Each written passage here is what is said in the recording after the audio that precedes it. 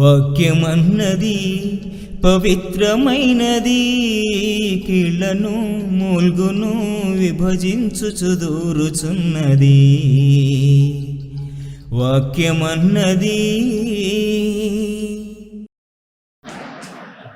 నేటి ప్రభుదినమందు తండ్రి అయిన దేవుణ్ణి ఆత్మతోనూ సత్యంతోనూ ఆరాధించుకొచ్చిన పరిశుద్ధులకు, పెద్దలకు, మరి పిల్లలకు, విశేషంగా నన్ను ఆహ్వానించిన సంఘానికి, మరి స్థానిక సంఘ దైవజనులు నతానియల్ గారికి ప్రభు నామమున వందనాలు.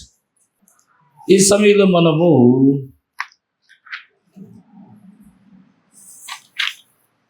కొన్ని విశేషాలని మనం చదువుకుందాం. అంశం ఏంటంటే రాజైన దావీదు, అతని యుద్ధ శూరులు అనే విశేషాన్ని మనము ఈ ఉదయ కాలంలో చదువుకుందాం. రాజు యొక్క బలము, ఆయన యొక్క బలం కానీ, ఆయన యొక్క శక్తి కానీ, బలవంతులైన అతని సైన్యమే, యుద్ధశూరులే. రాజు ఉంటాడు, రాజు ఉంటే సైన్యం ఉండాలి. సైన్యం లేకుండా రాజు ఉంటాడా? లేదు. తమిళ్లో ఒక మాట ఉంది, పడయెల్లామల్ మన్నవరా. పడై అంటే సైన్యం, మన్నవర అంటే రాజు. ప్రశ్నేస్తున్నాడు, సైన్యం లేకుండా రాజు లేడు, సైన్యం ఉండాలి. సైన్యం ఉంటేనే రాజుకు అర్థం.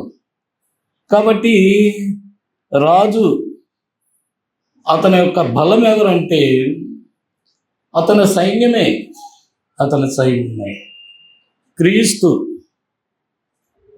అంటేనే రాజు. క్రైస్ట్ అంటేనే రాజు. క్రీస్తు అంటే రాజు.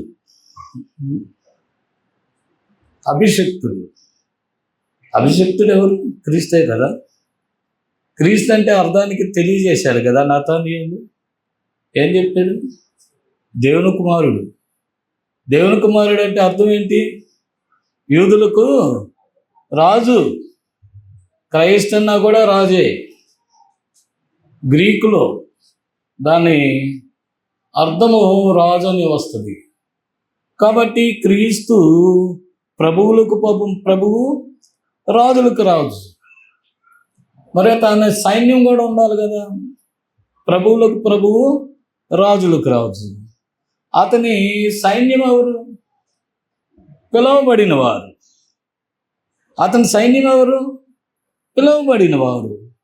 అతని సైన్యం ఎవరు? ఏర్పరచబడిన వారు. అతని సైన్యం ఎవరు? నమ్మకమైన వాళ్ళు. ప్రకటన గ్రంథం 17వ అధ్యాయం 14వ వచనంలో ఈ మాట ఉంది. అతని యొక్క పిలువబడిన వారు, ఏర్పరచబడిన వారు, నమ్మకమైన వారు. ఎవరు? మనమే. విశ్వాసులమైన మనమే రాజు యొక్క సైనికులు. రాజు యొక్క సైన్యం మనమే. కాబట్టి తిమోతితో తెలియజేసిన మాట ఏంటంటే, అపోస్తలుడైన పౌలు తిమోతులకు రాసిన పత్రిక 2వ అధ్యాయం 3వ వచనంలో, మీరు సైన్యం అంటే ఒకవేళ డౌట్ వస్తుందేమో, అక్కడ ఏమంటాడంటే క్రీస్తు యేసు యొక్క మంచి సైనికుడు అని ఉంది. ఏముంది? చదవండి ఎవరన్నా. క్రీస్తు యేసు యొక్క మంచి సైనికుడుగా నాతో కూడా అనుభవించాలి పౌలు అంటాడు. కాబట్టి తిమోతి మంచి సైనికుడు. మరి అతను సైనికుడు అంటే మనం కూడా సైనికులమే కదా. మంచి సైనికుడు. కాబట్టి రాజు అతని సైన్యం, రాజు అతనికి బలం, సైన్యమే. కాబట్టి దావీదు దగ్గర 37 మంది యుద్ధశూరులు ఉండేవాళ్ళు. అతని సైన్యం ఉండేది. ప్రత్యేకంగా 37 మంది బలాఢ్యులు, శక్తిమంతులు, అసాధ్యం అన్నది సాధ్యం చేయగలిగిన వాళ్ళు, సామాన్యమైన వాళ్ళు కాదు. అలాంటి వారు దావీదు దగ్గర ఉన్నాడు. దావీదు తాను అనేక రచనలు చేశాడు, కీర్తనలు తెలియజేశాడు. మనము సమూయేలు గ్రంథము, 2వ సమూయేలు గ్రంథము 23వ అధ్యాయాన్ని ఒకసారి పరిశీలన చేద్దాం. దావీదు రచించిన శివర మాటలు ఇవే. యెషయా కుమారుడగు దావీదు పలికిన దేవోక్తి ఇదే. యాకోబు దేవుని చేత అభిషిక్తుడై మహాధిపత్యము చెందినవాడును, ఇశ్రాయేలీయులకు స్తోత్ర గీతములను మధురగానము చేసిన గాయకుడగు దావీదు పలికిన దేవోక్తి ఇదే. యెహోవా ఆత్మ నా ద్వారా పలుకుచున్నాడు, ఆయన వాక్కు నా నోట ఉన్నది అని ప్రభువైన యేసుక్రీస్తుని ఒక చిన్న ఇంటిస్తాడు. ఇశ్రాయేలు దేవుడు సెలవిచ్చుచున్నాడు, ఇశ్రాయేలీయులకు ఆశ్రయధర్మకు వాడు నా ద్వారా మాటలాడుచున్నాడు. మనుషులను ఏలు అనొకడు పుట్టును, అతడు నీతిమంతుడై దేవుని యందు భయభక్తులు కలిగి ఏలును. అతను ఎలాగుంటాడో వర్ణిస్తున్నాడు. ఉదయపు కాలపు సూర్యకాంత వలెను, మబ్బు లేకుండా ఉదయించిన సూర్యబలను, వర్షము కురిసిన పిమ్మట నిర్మలమైన కాంతి చేత భూమిలో నుండి పుట్టిన లేత గడ్డి వలె ఉంటాడు అతను. యేసుక్రీస్తుని గురించి వర్ణన. మనుషులను ఏలువాడు ఒకడు ఉంటాడు అని క్రీస్తుని గురించి ప్రస్తావించాడు. అంత మాత్రమే కాకుండా అందరిని గురించి తెలియజేసిన తర్వాత తన యుద్ధశూరులను కూడా ప్రస్తావించాడు. వారి యొక్క ప్రావీణ్యతను కూడా తెలియజేశాడు. అది మనం చదువుబోతున్నాం. ఇశ్రాయేలీలు మొదటి రాజు సౌలు. అతను ఇశ్రాయేలీలు 40 ఏళ్ళు ఏలాడు. తదుపరి 2వ రాజు దావీదు. ఇశ్రాయేలీలకు ఇతను 2వ రాజు. అయితే ఇతను చాలా బలవంతుడు, గనుడు, శక్తిమంతుడు, విశ్వాస వీరుడు. అది ఇక్కడ మనం గమనించలేదు. యూదులలో రాజులు చాలా మంది ఉన్నారు, కానీ ఇతను చాలా బలవంతుడు, శక్తిమంతుడు. ఇతడు విశ్వాస వీరుడు. అసలు దేవుని ఎన్నిక అద్భుతమైంది. దావీదుని ఎన్నుకోవటంలో దేవుని యొక్క ఎన్నిక అద్భుతమైందని తెలియజేస్తూ ఉన్నాను. కీర్తనల గ్రంథము 89వ అధ్యాయము 19వ వచనము 20వ వచనములో ఇలాగ వ్రాయబడి ఉంది. నేను ఒక సూర్యునికి సహాయము చేసి ఉన్నాను, ప్రజలలో నుండి ఏర్పరచబడిన ఒకరిని హెచ్చించి ఉన్నాను. నా సేవకుడైన దావీదును కనుగొని ఉన్నాను, నా పరిశుద్ధ తైలములో అతనితో అభిషేకించి ఉన్నాను. ఒక మనిషిని కనుగొన్నాను. దేవుడు తెలియజేసే మార్పు. ఒక సూర్యుని కనుగొని ఉన్నాను. ఎవరు సూర్యుడు? దావీదు. అతను ఎలాంటి వాడు అంటే ప్రజల్లో నుండి ఏర్పరచబడి ఒకరిని హెచ్చించి ఉన్నాడు. నా సేవకుడు అతను. నేను కనుగొని ఉన్నాను, నా పరిశుద్ధ తైలముతో అతన్ని అభిషేకించాను. నా అభిషక్తుడు క్రీస్తుని గురించి వ్రాయబడి ఉంది కదా. నా అభిషక్తుడని కీర్తనల గ్రంథం 2వ అధ్యాయంలో వ్రాయబడింది. మీకు చెప్పవలసిన అవసరం లేదు, మీరు బాగా బైబిల్ తర్బీదు పొందిన వారు. తదుపరి ఏమంటాడంటే, అతన్ని నియమించక ముందే ప్రవచనం తెలియజేయబడింది. అతన్ని నియమించక ముందే సౌలును తీసివేసే సమయంలో ఇప్పుడు ఇంకొక మాట తెలియజేస్తూ ఉన్నాడు. మొదటి సమూయేలు వ్రాసిన పత్రిక 13వ అధ్యాయము 14వ వచనములో, యెహోవా తన చిత్తానుసారమైన మనసు గల ఒకరిని కనుగొని ఉన్నాడు, నీకు ఆజ్ఞాపించిన దాన్ని నీవు గైకను కోతివి కనుక. సౌలుకు తెలియజేసే మాటలు, నీకు ఏదైతే ఆజ్ఞాపించానో అది నీవు గైకొనలేదు. యెహోవా తన జనుల మీద అతనిని అధిపతిగా నియమించును. ఎవరిని? దేవుని యొక్క చిత్తానుసారుడైన మనస్సు కలిగిన వాడు. దేవుని చిత్తం అంటే మనస్సు. చిత్తం అంటే ఇష్టం, ఆయన ఇష్టం, ఆయన మనస్సు.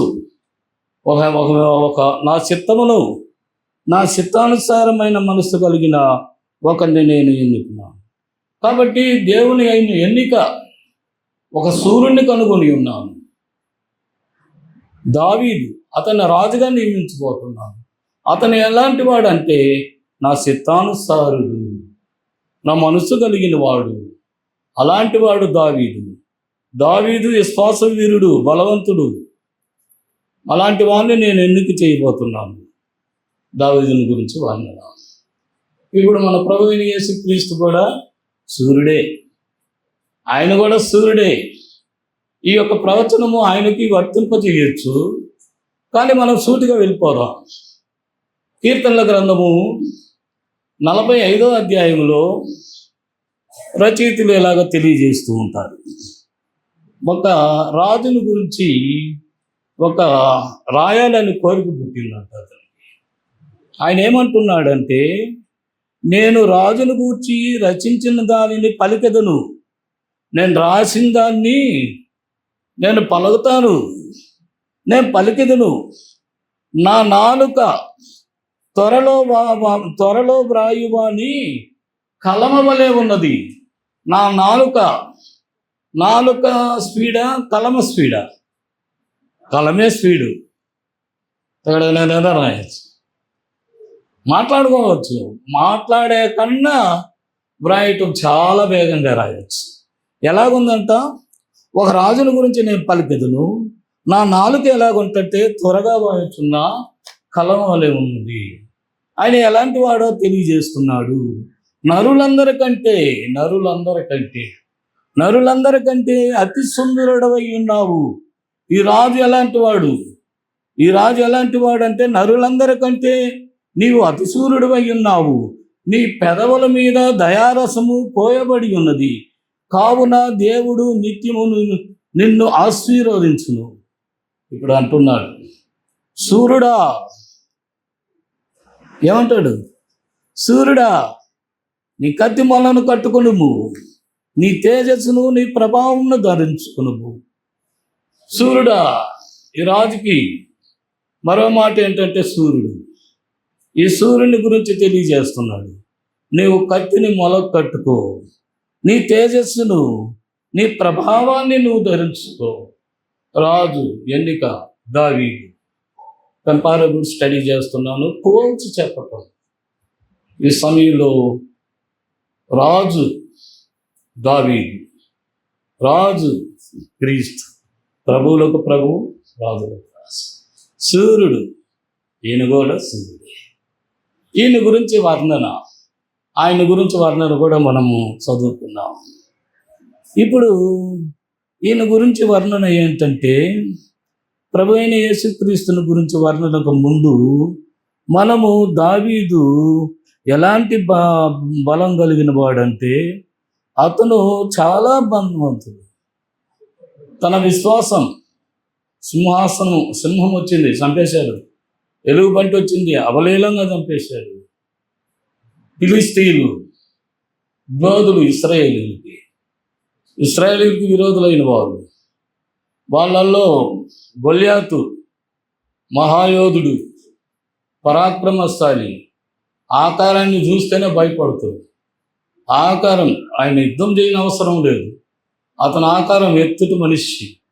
అతని డాలు ఒకరు మోసుకొని వస్తారు, అతని ఈటు ఒకరు మోసుకొని వస్తారు. ఎలాంటి వాడిని ఆయన చూస్తేనే యుద్ధం చేయలేదు. ఇశ్రాయేలు దేవత పేరును దూషిస్తూ వస్తూ ఉన్నారు. దావీదు భయపడ్డా, నేను చేస్తాను యుద్ధం. నువ్వు బాలుడు అయ్యా, అయితే ఏంటి? నేను సింహాన్ని చంపాను. సింహాన్ని కన్నా బలవంతుడా? ఎలుగుబంటి ఎలాంటి బలవం గలది? ఎలుగంటి కన్నా బలవంతుడా? అతని ఉద్దేశాన్ని తెలియజేస్తున్నాడు. కాబట్టి ఇతను యుద్ధానికి వెళ్ళాడు. యుద్ధానికి వెళ్ళి ఒక మాట అంటున్నాడు, అది విశ్వాసం. చదువుదాం. సమూయేలు గ్రంథము, 2వ సమూయేలు గ్రంథము 17, ఒకవేళ 2గా ఉంటే 1 ఉండవచ్చు. 17వ అధ్యాయంలో అప్పుడు యెహోవా కత్తి చేతను ఈటి చేతను రక్షించువాడు కాడని ఈ దండువారందరూ తెలుసుకుందురు. యుద్ధము యెహోవాదే. ఎవరిది యుద్ధం? యెహోవాదే. జిహాద్ అంటే పవిత్రమైన యుద్ధం, దేవునిదే యుద్ధం, నాది కాదు. ఎలాంటి దేవుడు? ఆయన ఈటి చేతను రక్షించేవాడు కాదు, ఆయన కత్తి చేత మా యుద్ధం చేసేవాడు కాదు. ఈ యుద్ధాన్ని అందరూ తెలుసుకుందరు. ఆయన మిమ్మల్ని నా చేతికి అప్పగిస్తాడు. యుద్ధానికి వచ్చాడు, మీ చేతిలో కర్ర ఉంది, ఈ రెండే ఆయనకి ఇద్దాం. అతను అవతల వ్యక్తి చూశాడు, నేనేమన్నా కుక్కనే అన్నా. ఆ సంభాషణ చాలా బాగుంటుంది. అది కుక్కను అనుకున్నావా ఏంటి అని బూతు మాటలు తెస్తారు. అయితే యెహోవాదే యుద్ధం, కత్తి చేతను ఈటి చేతను ఆయన యుద్ధం చేసేవాడు కాడు. విశ్వాసవీరుడు. వయసు ఎంత? 18 ఏళ్ళు. హిస్టారికల్ 18 ఏళ్ళు వయసు. యూదులు సహజంగా ఎత్తుత వాళ్ళు బలంగా ఉంటారు. 18 వయసు కలిగిన వాడు చాలా ఉంటాడు. యూదులను చూశాను నేను, అమెరికాలో. మా కుమార్తె ఇల్లు పక్కనే యూదులు ఇటుపక్క ఇంగ్లీష్ వాళ్ళు ఎంత అందంగా ఉంటారంటే ఆ కలరే వేరు, వాళ్ళ ఎత్తు అవన్నీ వేరుగా ఉంటాయి. కాబట్టి దావీదు అతన్ని చంపేశాడు. మీకు తెలుసు, యుద్ధవీరుడు, సాహసవంతుడు. మన ప్రభువైన యేసుక్రీస్తు ఎవరితో యుద్ధం చేశాడు? సూర్యుడా ఇప్పుడు అంటున్నాడు. కీర్తనల గ్రంథం 45:4 క్రీస్తుని గురించి. సత్యమును వినయముతో కూడిన నీతిని స్థాపించుటకు నీ ప్రభావంను ధరించుకొని వాహనమెక్కి బయలుదేరుము. నీ దక్షిణ హస్తము భీకరమైన వాటిని జరిగించుటకు నీకు నేర్పును అంటాడు. సూర్యుడా, నువ్వు కత్తికి మొల కట్టుకో. ఏం చేసేదానికి? వాహనం ఎక్కువ, నీ తేజస్సు నీ ప్రభావం ధరించు. ఏం చేయబోతాడు ఈయన? సత్యమును వినయంతో కూడిన నీతిని భూమి మీద స్థాపించేదాన్ని. ఈయన కత్తి అద్భుతమైన కత్తి.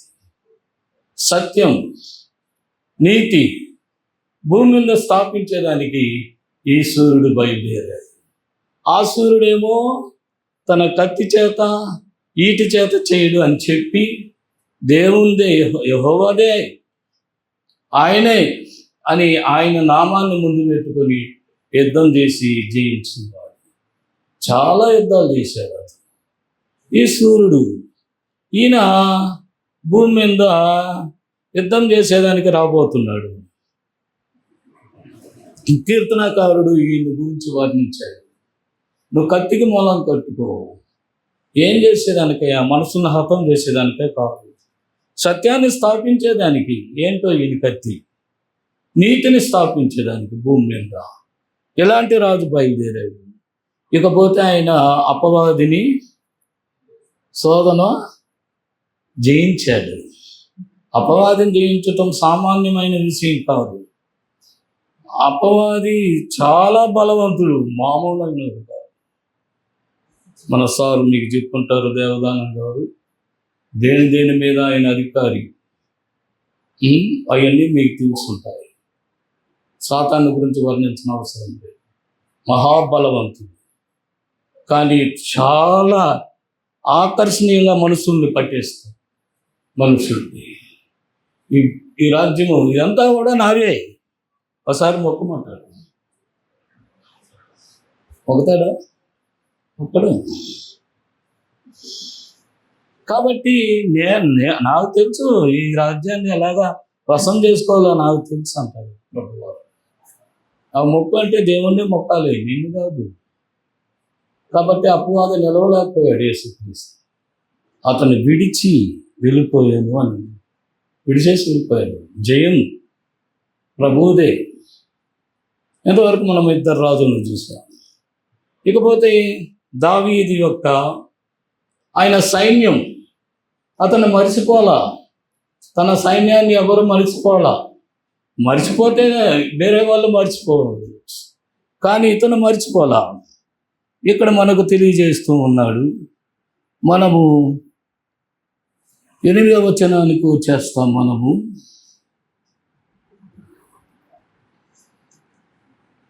చదవండి ఎవరైనా. సమూయేలు గ్రంథము 23వ అధ్యాయము 23వ అధ్యాయము 8వ వచనం. దావీదు అనుచరులలో బలాఢ్యులు ఎవరనగా యెషోబెత్షెబతో ముఖ్యుడగు తక్మోనీయుడు. అతడు ఒక యుద్ధములో 800 మందిని హతం చేశాడు. ఈ తక్మోనీయుడు ఎంతమందిని చేశాడు?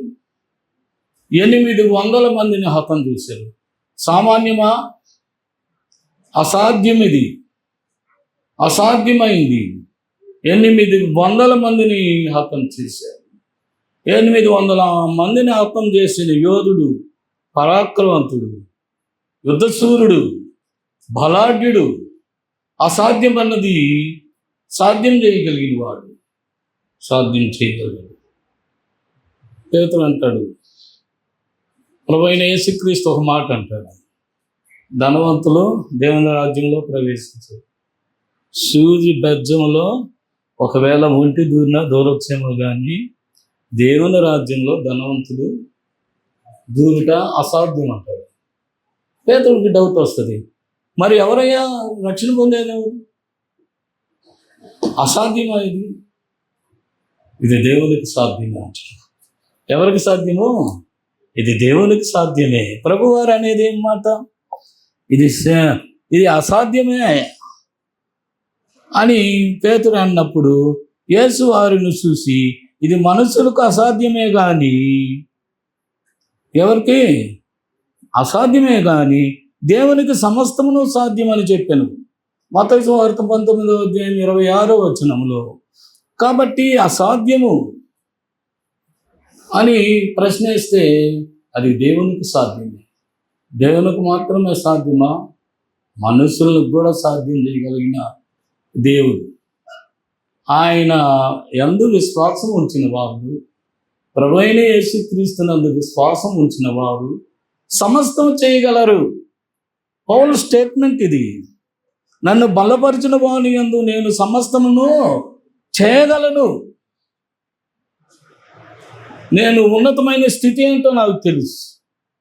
లేమిలో ఉన్న స్థితి ఏంటో తెలుసు.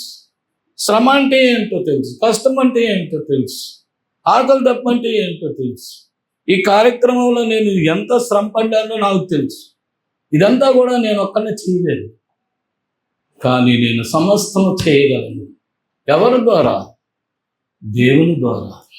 నేను సమస్తం నన్ను బలపరిచిన వాని యందు, బలపరిచిన వాళ్ళు ప్రభు అయిన యేసుక్రీస్తు తండ్రి అయిన దేవుడు ఆయన బలపరుస్తాడు. నన్ను బలపరిచే వాడిని యందు నేను సమస్తము చేయగలను. మనం కూడా సమస్తం చేయగలం. మనం ఇది కష్టము అనుకోవద్దు. బ్రదర్ చాలా దూరం అండి, అంత దూరం పోయి స్వార్థ ప్రకటించేలాగా అనుకూలి పరుస్తాడు దేవుడు. ఏదో ఒక రూపంగా నీకు సహాయం చేయగలిగిన దేవుడు. నువ్వు నమ్మకం ఉంచు, నీ విశ్వాసం ఉంచు, నువ్వు సమస్తం చేయగలవు. దేవుడు నిన్ను బలపరుస్తాడు. నేను సమస్తమును చేయగలను. విశ్వాస సంబంధమైన పోరాటం అది, భౌతిక సంబంధమైన పోరాటం కాదు ఇది. పౌలు భౌతిక సంబంధమైన పోరాటం చేయలా. కొట్టి రాళ్ళు తీసుకొని కొట్టి పడేశారు. చనిపోయాడు అనుకున్నారు, వెళ్ళిపోయారు మత నాయకులు సువార్త ప్రకటిస్తే. తదుపరి ఆయన లేచాడు. లేచి బాగు చేసుకొని ఎక్కడికన్నా పోయిందంటే ఎక్కడికి పోలా, మళ్ళీ అక్కడికి వచ్చాడు. మీరు చదవచ్చు. మళ్ళీ ఎక్కడికి వచ్చాడు? ఎక్కడైతే కొట్టారో, ఎక్కడైతే చేశారో మళ్ళీ అదే స్థలంలో వచ్చి మళ్ళీ సువార్తను ప్రకటిస్తున్నాడు. ఏమంటాడు తన జీవితంలో? విశ్వాస సంబంధమైన మంచి పోరాటము పోరాడుతున్నాను. కాబట్టి విశ్వాస సంబంధమైన మంచి పోరాడము, నిత్య జీవాన్ని చేపట్టుము. తిమోతేయులకు తెలియజేసిన మాట ఇది.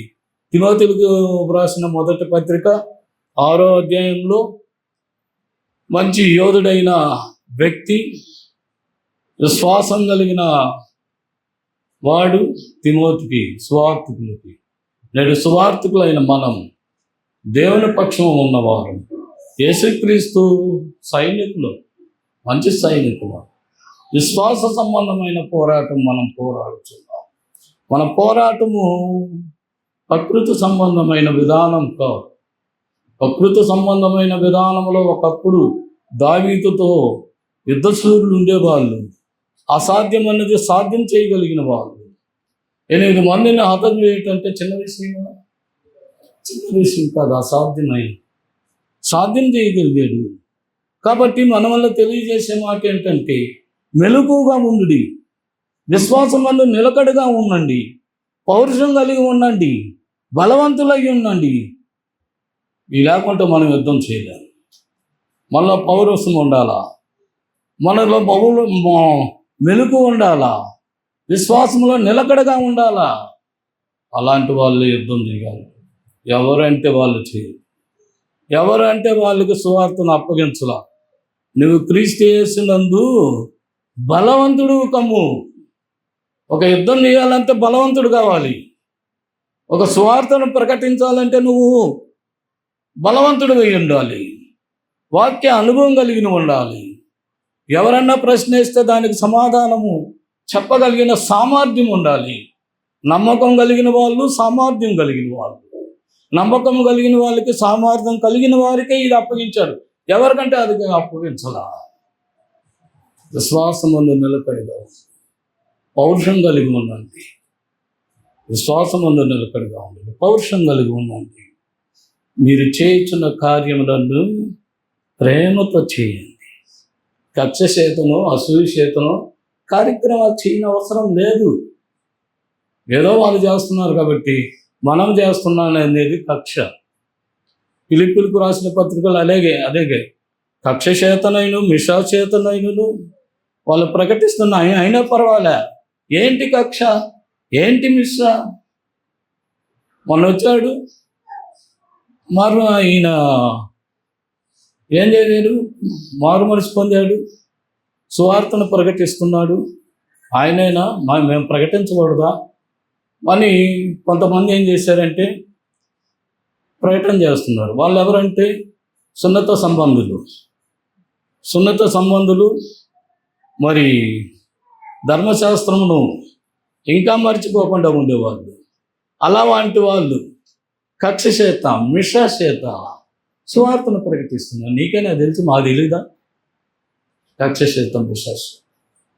కానీ అలాంటి ప్రకటనగా ఉందాం. మనం ప్రేమతో చేయాలి మన కార్యక్రమం. వాళ్ళు చేస్తున్నారు, మేము చేస్తున్నాం అని పోటీ కాదు. మీరు చేయి కార్యక్రమం మీరు ప్రేమతో చేయండి. ఎందుకంటే సమాధానకర్త యొక్క దేవుడు సాతానును మీ కాళ్ళ కింద త్రిప్పించేవాడు దేవుడు. కాబట్టి మీరు పౌరుషం కలిగి ఉండాలా. పౌరుషం ఉంటేనే యుద్ధం చేయగలం. మనం విశ్వాసంలో నిలకడగానే ఉంటేనే యుద్ధం చేయగలం. రెండవ అతని కాడికి వచ్చేద్దాం. మొదట అతను 800 మందిని చంపాడు. రెండవ అతను ఏం చేస్తాడు? ఇతని తర్వాతి వాడు అహోహీయుడైన దోదో కుమారుడైన ఎలియాజరు. ఇతడు దావీదు 3 బలాఢ్యులలో ఒకడు. యుద్ధమునకు కూడి వచ్చిన ఫిలిష్తీయులు ఇశ్రాయేలీలు తిరస్కరించి ఢీకొని వచ్చినప్పుడు ఇశ్రాయేలీలు వెళ్ళిపోగా ఇతడు లేచి చేయి తిమిరుగుని కత్తి దాన్ని అంటుకొని పో వరకు ఫిలిష్తీయులను హతము చేయుచూ వచ్చెను. ఆ దినమున ఏం జరిగింది? ఆ దినమున యెహోవా ఇశ్రాయేలీలకు గొప్ప రక్షణ కలిగజేశాడు. ఇతని వల్ల గొప్ప రక్షణ కలిగింది. ఇశ్రాయేలు యుద్ధం చేశారు. ఎలాంటి యుద్ధం? ఫిలిష్తీయులు వచ్చారు, వెళ్ళిపోయారు. కానీ ఎలియాజరు, దోదో కుమారుడైన ఎలియాజరు యుద్ధం చేస్తున్నాడు. యుద్ధం చేసే సమయంలో యొక్క విచిత్రమైన కార్యక్రమాన్ని చూడండి. అతను కత్తి తీసుకొని యుద్ధం చేస్తున్నాడు. యుద్ధం చేసే సమయంలో తిమ్మురుకొని యుద్ధం చేస్తానే ఉన్నాడు, హతం చేస్తున్నాడు. మీరు కూర్చుంటున్నారు, ఈ అనుభవం నాకు తెలుసు. కాళ్ళు తిమ్మిరి పట్టవా? తిమ్మిరి పడతాయి. తిమ్మిరి పట్టినప్పుడు నువ్వు లేచి నిలబడి భూమి మీద కాలు ఎట్టు పెట్టిందంటే కాలు ఉందా లేదా అనేది నీకు తెలుసుద్దా? చెయ్యి రాసే సమయంలో ఎక్కువగా ఈ రెండు మొనలు రాసే సమయంలో తిమ్మిరి పడతాయి. అటు పెడతాం, మళ్ళీ అంటుకున్నదా లేదా తెలియదు. ఈయన చెయ్యి అట్టుంది. ఇప్పుడు యుద్ధం తన చేతిలో కత్తుందా లేదా తెలియదు, అంటుకొని పోయిందంట. యుద్ధం చేస్తున్నాడు, చేతిలో కత్తుందా లేదా తెలియదు, యుద్ధం చేస్తూనే ఉన్నాడు, చేతిలో కత్తుంది. కానీ తిమిరి పట్టేంత వరకు ఎప్పుడైనా మనం యుద్ధం చేసామా? మనం కూడా అలాంటి వాళ్ళం కదా, మనం కూడా యుద్ధ సూర్యులమే కదా, మనల్ని కూడా ఎన్నుకున్నాడు కదా. ఎన్నుకోవటం పిలువబడిన వారు, ఏర్పరచిన వాడు, నమ్మకమైన వారిని ఎన్నుకున్నాడు ప్రభు అయిన యేసుక్రీస్తు. మనం పిలువబడ్డాం సువార్త ద్వారా, మనం ఏర్పరచబడిన వారు, రాజులైన యాజుల సమూహంగా మనము నమ్మకమైన వారం, శ్రీసేజకు నమ్మకంగా, దేవునికి నమ్మకంగా మనం చేయి యుద్ధం స్వార్థ ద్వారా. మన ఖడ్గం చేతిలో ఉంది, మన ఖడ్గం దేవుని వాక్యం అనేది ఖడ్గం ఉంది. ఇప్పుడు దాని గురించి వివరణ కొద్దిసేపు మనము ఆలోచన చేద్దాం. మనం వాడే ఖడ్గం రెండంచులు వాడిగలగన ఖడ్గం. ఎందుకనగా దేవుని వాక్యం సజీవ బలము గలదై రెండంచులు గల ఎటువంటి ఖడ్గము కంటే వాడిగా ఉండి ప్రాణాత్ములను, కీళ్లను, మూలుగులను విభజించినంత మటుకు దూరుచు హృదయ తలంపులను, ఆలోచనలను శోధించేలాంటి ఖడ్గం దేవుని వాక్యం. ఆ వాక్యం నీ చేతిలో ఉంది, నువ్వు వాడావా? కింద పెట్టే పరిస్థితి ఏర్పడిందా? ఫిలిప్పీలకు రాసిన పత్రికలు ఏమని ఉంది? మీరు దేవుని వాక్యమును చేత పట్టుకొని లోకమందు ఎలా ఉన్నారంట? జ్యోతుల వలె ఉన్నారు. నీ ఖడ్గం దేవుని వాక్యం, దేవుని వాక్యమైన పరిశుద్ధ గ్రంథం నీ చేతిలో. నీ వాక్యం నీ హృదయంలో ఉంది, నీ మనస్సుల్లో ఉంది. ఇలాంటిది నువ్వు వాడగలిగేది ఖడ్గం. ఇది ఎలాంటిదంటే ఎటువంటి వాడిగల ఖడ్గము కంటే చాలా పదునైంది. రెండంచుల ఖడ్గం ఎలాంటిదో అనేది మనం చూసే అలాంటిది మాట్లాడుకుంటాం. మనం బైబిల్ పట్టుకొని లోపలికి వచ్చేదానికే సిగ్గుపడతాం. బైబిల్ పట్టుకొని రమ్మంటే పడుతుంది చాలామంది. దేవుని వాక్యం అది ఖడ్గం, వాక్యం అనే ఆత్మ ఖడ్గమును మీరు ధరించుకోవాలని ఉందా? ఎఫెసీయులకు రాసిన పత్రికలో ఉంది. కాబట్టి మనం పిరికి వాళ్ళం కాదు, మనకు ధైర్యం కలగాలి. మనం పిరికి వాళ్ళం కాదు, పారిపోయేంత పిరికి వాళ్ళం కాదు. మన చేతిలో దేవుని ఖడ్గం అనేది ఉంది. ఖడ్గం ఉంది కాబట్టి మనము ధైర్యంగా పట్టుకొని రావాలి, దేవుని మందిరానికి రావాలి. ఇతరులకు సువార్త ప్రకటించే సమయంలో నీ దేవుని వాక్యం అనే ఖడ్గాన్ని నువ్వు ధరించుకోవాలి. తిమ్మురు పట్టేంత వరకు అన్నారు. ఎప్పుడన్నా తిమ్మురు పట్టిందే? అలాగనే పట్టుకొని ఎంతసేపు మాట్లాడుతాం? మీరు చేత పట్టుకుని జ్యోతుల వలె ఉన్నారు. ఎంత ఉన్నతమైన మాట అది. కాబట్టి మనకి వాళ్ళకన్నా అత్యధికమైన విధానాలు మనకున్నాయి. ఎలీయాజర్ గొప్ప యుద్ధశూరుడు, అనేకులను హతం చేశాడు. తన చేతిలో ఖడ్గం ఉందా లేదా అనేది తెలియదు, తన తిమిరు పట్టినంత వరకు చేశాడు. మనం కూడా ఆత్మ అనే ఖడ్గాన్ని మనం ధరించుకొని మనము చేయవలసిన అవసరత ఉంది. మరో వ్యక్తి 23వ అధ్యాయం 11వ వచనములో, ఇతని తరువాత వారు ఎవరనగా హరారీయుడగు హాగే కుమారుడైన షమ్మా. ఫిలిస్తీన్ల అలసందల చేనులో గుంపు కూడి జనుల ఫిలిస్తీన్ల ఎదుట నిలవలేకపోయిరి. అప్పుడు అతడు ఆ సేన మధ్య నిలిచి ఫిలిష్తీయులు దాని మీద రాకుండా వారిని వెళ్ళగొట్టి వారిని హతము చేయటం వలన యెహోవా ఇశ్రాయేలీయులకు ఏం చేశాడు? గొప్ప రక్షణ కలుగజేసి గొప్ప రక్షణ కలుగజేసి ఈ యుద్ధ శూరుల వల్ల జరిగే విశేషాలు ఇవి. రాజు దావీదు యుద్ధ వీరుడు, యుద్ధ శూరుడు. అతడు ఒక్కడే కాదు, అతను కూడా ఉన్నాడు. సంఘంలో బోధకుడు ఒక్కడు మాత్రమే కాదు, అతనితో కూడా సహచరులు ఉండాలి. అతనితో హెల్పింగ్ అన్ని విషయాలలో ప్రావీణ్యత సంపాదించుకొని మనం కూడా కార్యక్రమాలు చేయాలి. యుద్ధశూరుడు దావీదుతో కూడా ఉన్న వాళ్ళంతా కూడా యుద్ధశూరులే.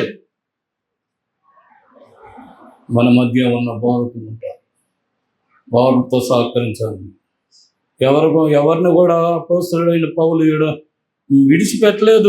తన రచనలో తిమోతిని, తీతుని, చాలామందిని, మీరు హెబ్రీయులకు, మన రోమీయులకు రాసిన పత్రిక, కొరింథీయులకు రాసిన పత్రిక, వీళ్ళందరినీ, స్త్రీలను కూడా వాడాడు, అందరిని వాడాడు. వీళ్ళందరూ నా సహచరులు, వీళ్ళందరూ కూడా సువార్తలో నాకు సహాయం చేసిన వాళ్ళు.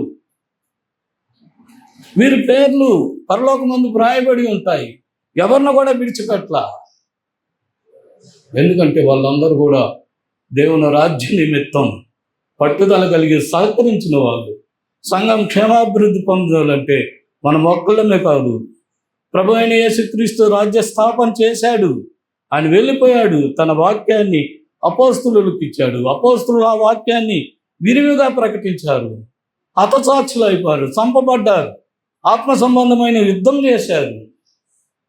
వారి వాక్యం స్థిరంగానే, వాళ్ళ మనసులు పోయినా కూడా వారి వాక్యం మాత్రం సజీవమైన వాక్యం ఈ రోజుకి ఉంది. ఆ సజీవమైన వాక్యాన్ని మనం పట్టుకుంటున్నాం. హరారీయుడైన ఇతని గురించి ఏంటంటే, అలసందుల సేనులో ఉన్నారు, ఫిలిష్తీయులు వచ్చారు.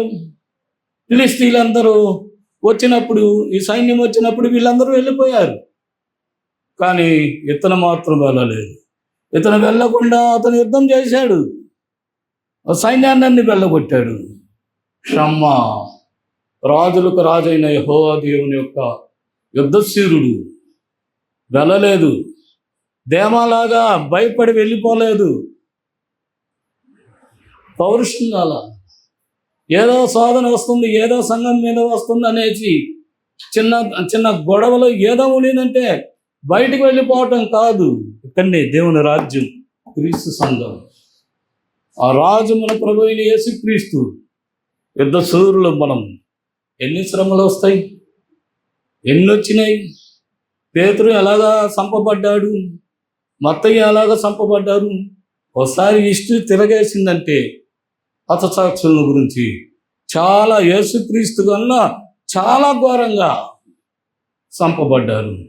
ఆయన ఆఖరి వరకు ప్రాణాలు అర్పించేంత వరకు వారు తన ప్రాణత్యాగం చేస్తున్నారు. ఆయన కూడా నమ్మకమైన వాళ్ళు, పిలవబడిన వారు, ఏర్పరచబడిన వారు. అలాగా మనం ఉండాలి. దేమాలాగా ఏదో లోక స్నేహాన్ని ఇక్కడ ఉంటే ఏముంది, లోకం వెళ్ళిపోవటం కాదు. నీ విశ్వాసాన్ని స్థిరంగా నిలుచు. ఇక మూడవదిగా 37 మందిని మనం చదవలేము, మీరు ఇంటికి పోయి చదువుకోవచ్చు. వీళ్ళు ముగ్గురు చేసిన ఒక విశేషమైన సంగతిని మాత్రం నేను తెలియజేసి నేను ముగించబోతున్నాను. వీళ్ళ ముగ్గురు ఉన్నారు. దావీదు గవిని దగ్గర ఉన్నాడు, బెత్లెహేం దగ్గర, యెరూషలేం అన్నమాట. బెత్లెహేం నియర్ ది బెత్లెహేం, యెరూషలేం దగ్గరని సైన్యం ఉన్నారు, ఫిలిష్తీయుల సైన్యం. రాజుకు ఒక కోరిక వచ్చింది.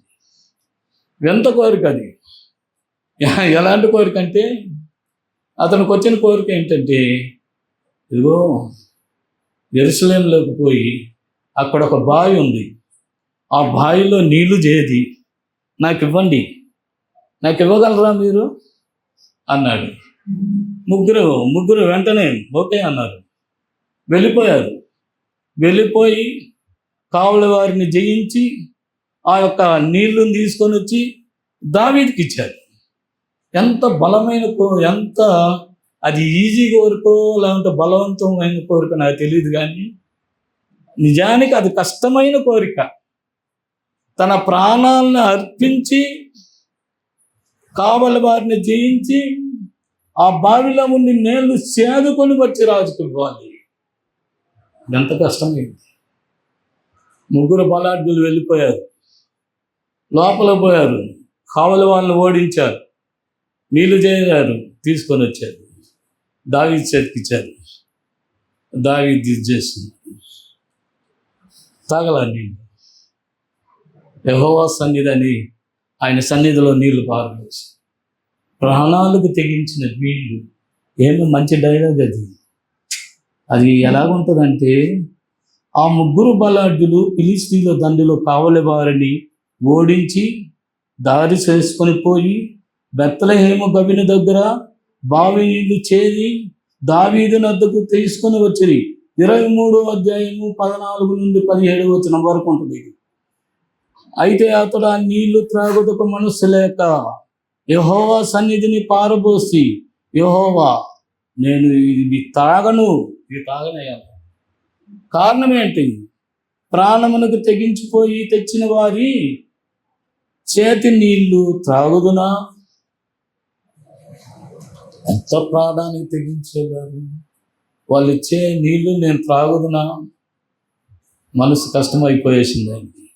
నేను త్రాగుదునా అని చెప్పి త్రాగనొల్లకుండా అతడు ఏం చేశాడంటే నీళ్ళను పారవేశాడు. ఈ ముగ్గురు బలాఢ్యులు చేసిన గొప్ప కార్యం. మన ప్రభు అయిన యేసుక్రీస్తు కూడా గొప్ప ఆలోచన. తన శిష్యుల మీద భారం పెట్టాడు, మన మీద భారం పెట్టాడు. ఈ కార్యక్రమాన్ని చెయ్యి. గొప్ప కోరిక. దావీదుకి ఎలాంటి గొప్ప కోరికో అంతకన్నా గొప్ప కోరిక. ఆయన నేషనల్, ఒక రాజ్య సంబంధమైన, కానీ మన రాజు గొప్ప కోరిక. ఎలాంటి కోరిక? ఇక నేను వెళ్ళిపోతున్నాను. సమస్త జనులను శిష్యులుగా చేయండి. సమస్త జనులను శిష్యులుగా చేయండి. నేను మీకు ఏదైతే సంగతులు బోధించానో ఆ బోధన వారికి అందరికీ తెలిసి సమస్త జనులకు కేవలం ఒక ప్రక్కన మాత్రమే కాదు, సమస్త జనులు సువార్తను ప్రకటించి వారికి బాప్తిస్మం ఇవ్వండి, నాకు శిష్యులుగా చేయండి. కాబట్టి బలమైన కోరిక. ఆ బలమైన కోరికను అపోస్తలులు తీర్చారు. తమ జీవితంలో తమ వంతు తీర్చారు, హతసాక్షులయ్యారు, విజయవంతులయ్యారు. అదే మాదిరిగా మనం నమ్మకమైన వాళ్ళము, పిలువబడిన వారు మన దగ్గర కూడా ఇదే కోరిక పెట్టారు. సంఘానికి కూడా ఇదే తెలియజేశారు. నశించిన దానిని వెదకు రక్షించుటకు మనిషి కుమారుడు ఎలాగ వచ్చాడో నశించిన ఆత్మలో రక్షించే బాధ్యత మన మీద పెట్టాడు. బలమైన కోరిక కోరాడు. మనం దాన్ని చేద్దాం, మన ప్రాణత్యాగం చేద్దాం, మన ధైర్యంగా చేద్దాం. మనము పిరికి వాళ్ళం కాదు, మనం నిజానికి పిరికి వాళ్ళం కాదు. ధైర్యం వహించి ఆ కార్యక్రమాన్ని చేద్దాం. చాలా ప్రపంచంలో శక్తివంతమైన దేశం ఏంటో తెలుసా? ఇప్పుడు ఇజ్రాయేలే. ఎంత ఉంటారు వాళ్ళ జనం? 90 లక్షలు. ఎంత? 90 లక్షలు. ఎంత ఉండదు వాళ్ళ ప్రాంతం? రాజస్థాన్ అంత ఉంటుంది. రాజస్థాన్ మన ఇండియాలో ఎంత ఉంటుందో 52 ఎంపీలు ఉన్నారు.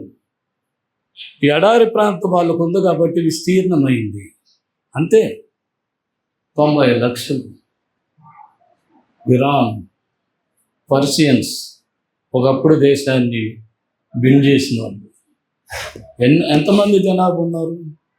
10 కోట్ల మంది. 10 కోట్ల జనాభా. వీళ్ళంతా 90 లక్షలు. ఏమన్నా వెనకబడ్డారా? వాళ్ళు చేసేది తప్పు రైట్ అనేది కాదు నేను అనేది. వాళ్ళు చేసేది తప్పే. అయినా కూడా ఎందుకు ఇది జరుగుతుంది? చుట్టుపక్కల ఉండే దేశాలైనా అరేబియా, వాళ్ళందరూ కూడా ఇస్లామిక్ దేశాలు. ఉందేమో మధ్యన ఉందేమో చిన్న రాజ్యం. నువ్వెందుకు మా మధ్య ఉండాలా? నువ్వు వచ్చిన వాడివే కదా, ఇది నీది కాదు కదా. ఇది అతను కొట్టి తరిమేయాలని గాజా, లెబనాన్ వారు, సిరియా వాళ్ళు, ఐగుప్తు వారు యుద్ధమే. ఇదిగో ఈయన యుద్ధం చేస్తున్నాడు, 3 యుద్ధాలు. ఈయనంటే నెతన్యాహు, ఆయన వచ్చి భయంకరమైన యుద్ధాలు 3 చేశాడు. యుద్ధం అంటే ఏంటో వాళ్ళకి తెలుసు, యుద్ధం అంటే ఏంటో మనకు తెలుసు, ఇండియన్స్కి తెలుసు. యుద్ధం అంటే ఏదో సైనిక్స్కి తెలియదు, కొన్ని దేశాలకు తెలియదు. శక్తివంతమైన ఉండవచ్చు, కానీ యుద్ధం చేయాలి. నేను ఎందుకు చెప్తున్నానంటే ఈ మాట, చిన్న రాజ్యమైనా కూడా వాళ్ళ శక్తివంతమైన దేవుని మీద ఆధారపడి వాళ్ళ కార్యక్రమాలు చేసినవాడు. మన రాజు యేసుక్రీస్తు, ఆయన సైన్యం నమ్మకమైన వారు, పిలువబడిన వారు, ఏర్పరచబడిన వారు, నమ్మకంగా దేవుని స్వర్తమానం తెలియజేసి ఆయన రాజ్య విస్తీర్ణ కొరకు, సంఘం కొరకు పాటుపడదాం. అలాగనే దావీదు ఒకప్పుడు యుద్ధశూరుడు. దేవుని ఈ యుద్ధం యెహోవాదే, నాది కాదు, యుద్ధం యెహోవాదే. కాబట్టి అతను యుద్ధశూరులు మరవలేదు. కాబట్టి ఆ రాజ్యము బలవంతంగా ఆయన ఉన్నంత వరకు బలవంతం, శత్రుశేషాన్ని ఏమీ లేకుండా చేశాడు. భౌతికంగా విశ్వాసప్రియుడు, దేవుని చిత్తాన్ని అనుసరించిన వాడు, దేవుడు కనుగొన్న వ్యక్తి. కాబట్టి మనల్ని కూడా దేవుడు ఏర్పరచుకున్నాడు. ప్రభువైన యేసుక్రీస్తు కోరిక, ఆ కోరికను మనం తీర్దాం. ఆ కోరిక ఏంటంటే దేవుని యొక్క రాజ్యాన్ని విస్తరింపజేయడం, నమ్మకం కలిగి పనిచేయాలి. అదే ఈ ఉదయకాలంలో మీకు తెలియజేసే సందేశం.